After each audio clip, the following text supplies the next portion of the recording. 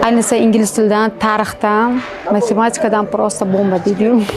Assalomu alaykum, qadrdonlar, azizlar. Men Baxtiyor akademiyasida farzandlarimni tahsil olib kelyapti. Xudoga behisob shukr, onalar qatorida shu yerda turganimdan juda ham xursandman. Bolalarim mana shu Baxtiyor akademiyasiga berganimdan minnatdor roziman va adashmadim. Mani o'g'lim 7-sinfda o'qiydi va bu akademiyaga o'tganidan keyin juda ham katta ham bilim jihatdan, ham tarbiyaviy jihatdan o'sishni ko'rdim o'g'limda.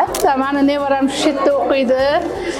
Xudo xohlasa bu yil 11-sinf bitiruvchi. Mana shu tufayli Navro'z bayrami uyushtirishibdi.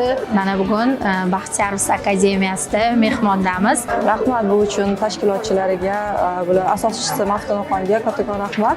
Bugun mana qarang, qanaqa jamoa, qanaqa ahil, aynan Navro'z ayyomini eng go'zal bir bayramini bildiruvchi sumalak deydi-yu, ko'rib turganingizdek mana o'zgacha bir ko'rinish.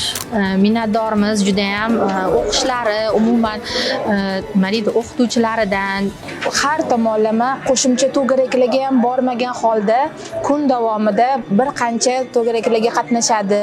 Ingliz tili, bundan tashqari biznes, kompyuter, bir qancha yo'nalishlar bo'yicha chuqur o'qitishadi bu yerda.